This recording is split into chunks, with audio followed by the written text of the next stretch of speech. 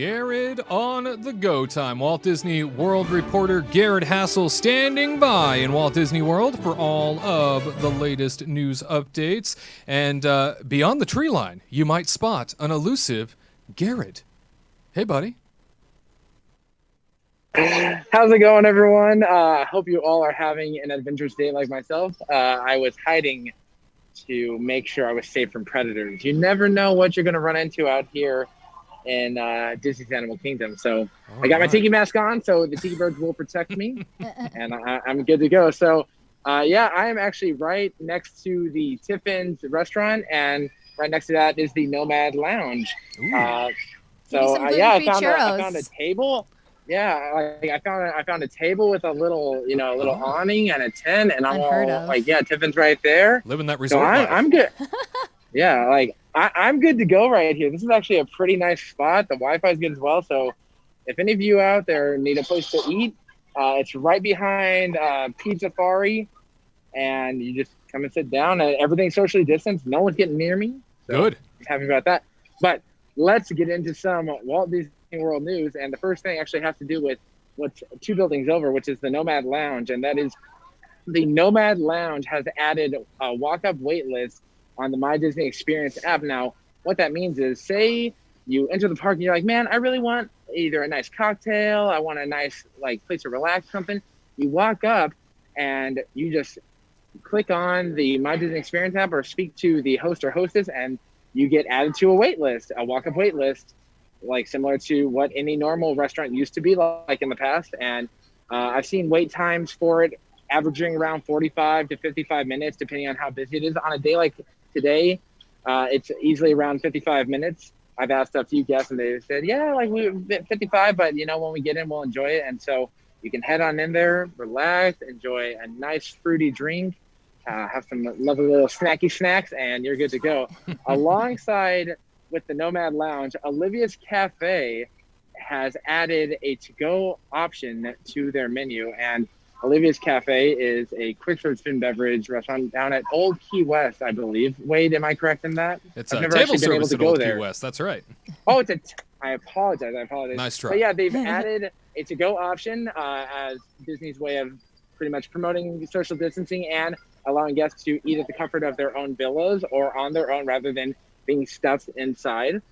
I like it. And the full menu is available, including the conch fritters and the southernmost buttermilk chicken. Sorry, I have to have some notes because there's a lot of menu options on there.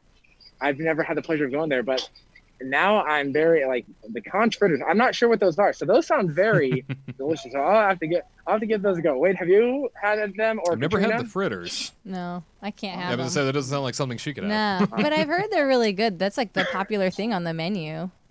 But yeah. You don't want to live life on the edge, Katrina? No, not on that kind of edge. I won't be able to live the next day. I have had the banana bread French toast for breakfast at Olivia's, and now that is something to celebrate. That is pretty good.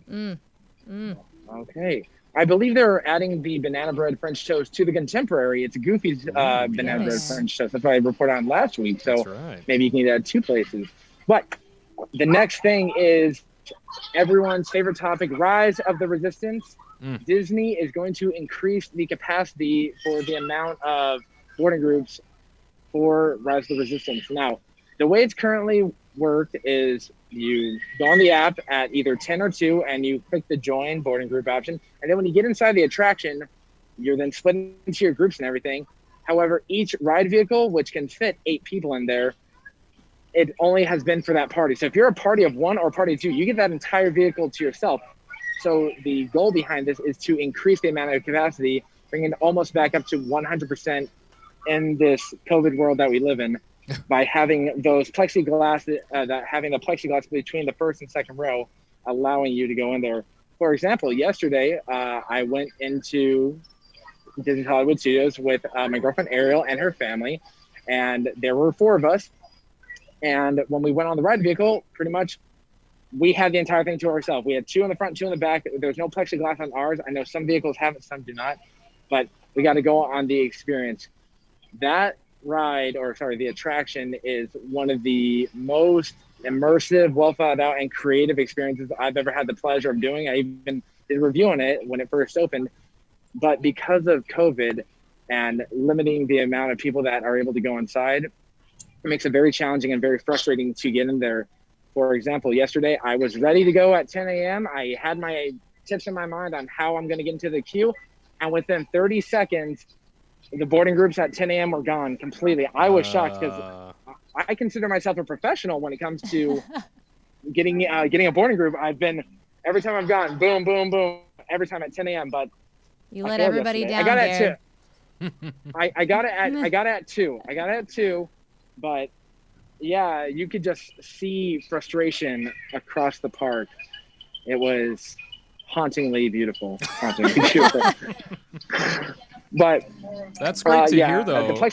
About the plexiglass, like that, you know what? It's about time, because I know that there's so many concerns, right, about people not being able to board and everybody missing that reservation window because the capacity got reduced down so much. It's already obviously the hottest ticket to get in all of Hollywood studios. Everybody wants to ride, and I know that line is always ridiculous every day for guest relations after those windows are open to get your boarding pass, and you can't go ride if you don't have that boarding pass, so a lot of people miss it. And being reduced in capacity, less people were able to do it before, but adding those windows now offers up full capacity for the ride for the most part. So, I mean, that's really cool. I'm curious to see what it's going to be like with the plexiglass because of the lights and stuff that's happening. What the people in the back row, are they going to get that good view that the front row would get without the plexiglass? Because they would have to clean the plexiglass, and like within every couple minutes or sorry, not every couple minutes, but whenever they clean their stuff, and then people touching it, but then there's like lights and lasers and stuff kind of going around, will there be a glare or something where the second row might not get a good view? You're right. There's a lot of like digital effects and stuff like that might play off of it. Yeah, I never even considered that. Yeah. I think when they blast, the plexiglass should disintegrate a little bit. And then bit by bit, by the end, the plexiglass is completely gone. They just replace it on there. That would truly make the most immersive experience in there. Totally realistic. I'm trying to think because, thank goodness it's not a 3D attraction, because I think the plexiglass could definitely interfere with if you had the 3D goggles on. But I don't know, when it's finally put in, I will have to go in and give you a first-hand account on what it's like. You should still be able to see. But if you're trying to record and you're not in that front row, I imagine it could be quite a hindrance. It does seem strange that it took this long to do. I mean, they have plexiglass on other attraction ride vehicles. I wonder because it was so new, they didn't want to do anything. You know what I mean? Like when you get like a new house and you don't want to put a nail in the wall because you're like, oh, my baby. And now they have to like drill holes in their brand new ride. They're like, let's just wait. Yeah. Nope, it's not getting better. Okay, might be it. Maybe just better for the guest experience, it sounds like. So that's a win in my column. Love that. Yeah, no, I'm all for that too. Oh, another safety announcement going on around here. Remember, everyone, wear a face mask, social distance, all that good stuff. It's very loud. You can't miss it. It happens that is every loud. Wow. Yeah. You can hear it even through the AirPods. Wow, that's incredible. We also hear, by the way, that there are new announcements happening, basically saying that if you're not going to wear a face mask at a Disney park or the park that you're in, that you'll be asked to leave. Have you heard that yet? Yeah, so there's two announcements that I hear. You hear a male's voice and then you hear a female's voice. The male's voice is just like, hello, thank you for joining us. And then please be sure to wear a face mask. And then the female, she's a lot more aggressive. If you do not have a proper face mask covering the nose and underneath the chin, you will be asked to leave. Like she is. And she even has a British accent. Oh, so it makes she it formal, means but at the same Oh yeah, it's formal, but at the same time aggressive. It's like, like the Queen's like, you have been banished. You're like, Queen. Oh, thank you so much. Wait, what? Like I'm curious why there's a male and a female voice. Are they like trying to like get people's like to notice like the announcements? They're like, wait, that's a new voice. That might be. Or like, how men, I'm gonna like put you guys down and be like, I only can hear certain tones, and like so when women are talking, they'll be like, I'm not listening anymore. But then when a man talks, they're like, I hear you. I get it. Well, and the voice that's been doing the announcements for the theme parks, it's the same voice that you will hear if you're in like a Disney bus system. It's one of those like resort voices that they have that kind of follows you everywhere. And so he has a very sort of low-tempered tone that is very casual. That is very comfortable. So if there's an aggressive British woman telling you that you're going to be thrown out if you don't wear a mask. She sounds really cool. Like my best friend. Yeah. Like we'd be best friends. It's like Mary Poppins getting in your face, be like, I'm practically perfect, but if you do not wear a mask, maybe that's you're not going to be supercalifragilisticexpialidocious. That's probably what it is. Hey, I hear that there are some issues over at the Magic Kingdom and getting the PeopleMover back when we originally thought it was going to come. It's tragic. So the PeopleMover refurbishment, which we all thought was going to come and be done around November, has now been pushed back through Christmas. No. And it is it's terrifying. It's horrible. It's blasphemous. It's every mean thing that could ever happen to us. Because the PeopleMover is one of my favorite attractions. It's nice. It's tranquil, and it really is sad. But from what we've been led to believe, so the track is 5,400 feet long, and what they are doing, Imagineers and engineers, are replacing every single magnetic linear induction motor along that track. Pretty much, if you did not know, the track is not like, like the safari vehicles where it runs on tires. It runs via magnets. So one magnet in front pulls it along, and that's how you get around, via the magnetic linear induction motor. That's a mouthful. That's just like my Ratatouille title. Such an expert. They're going to be replacing every foot, every inch of that thing. So hopefully when you go on it again, it will be a much smoother ride. Hopefully it won't cause any issues. I can't remember the last time I've seen a refurbishment for that attraction being so long, other than maybe a paint job or maybe just changing out some lights or some bolts. This is pretty much, we're getting a new attraction in a way. Like, you replace a track of a ride, that changes everything. That will be going on through Christmas. So Santa won't get a ride in the PeopleMover with his reindeer. It's tough to see. This was an attraction that even before the shutdown happened was out of commission, and it's been very odd.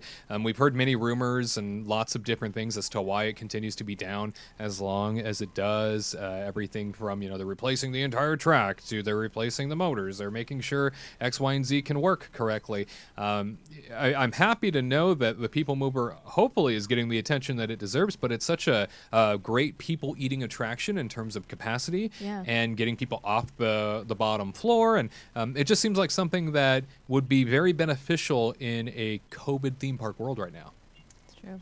I mean, I feel like I'm so sad, but maybe this will be better because there was a fire one time, and then there was smoke. We don't know what it was caused from. There was smoke, and then there was didn't like one bang up against the other. Wasn't there like one that like something happened and like one hit another one like a little bit before then? Yeah, that was like a scene for some reason.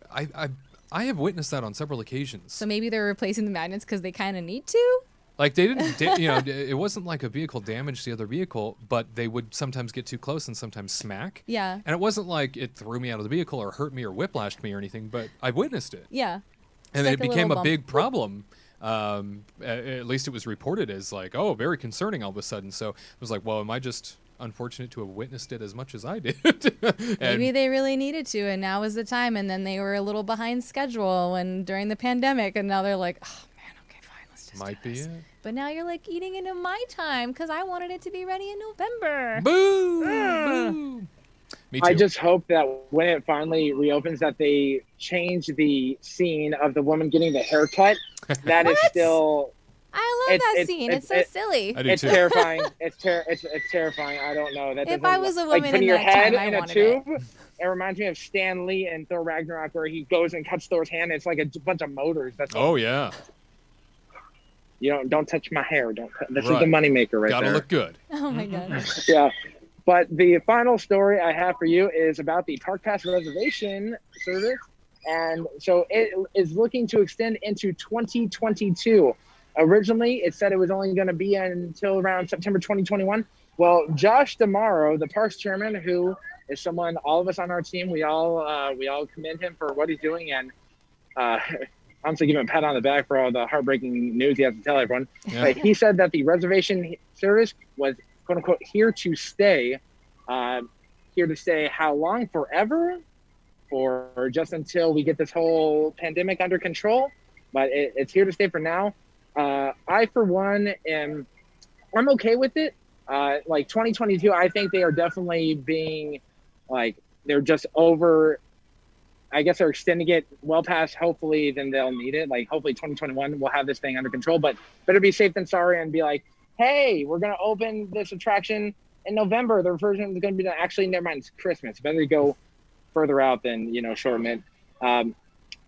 And what this will allow is, in the future, once the 25% occupancy that has been spoken about, if that cap ever gets lifted, hopefully there will be fewer days in which reservations are unavailable for certain parks. For example, hopefully there won't be as many days where Hollywood Studios is blocked out, because if you have not had the chance, the reservation system works like this.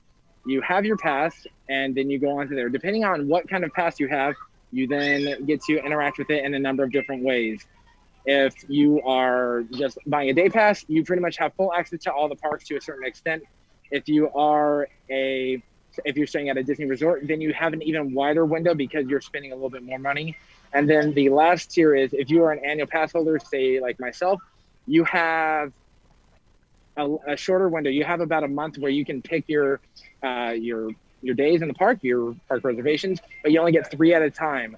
So for me, if I want to reserve a park, say I want Hollywood Studios, I either have to get it last second and pray that I get it, or I have to give it a few days or a few weeks in advance. So Josh says it's here to stay, and I'm okay with it, because if it allows them to control the capacity and control the amount of people coming in and out of the park and do proper cleaning, then I'm all for it.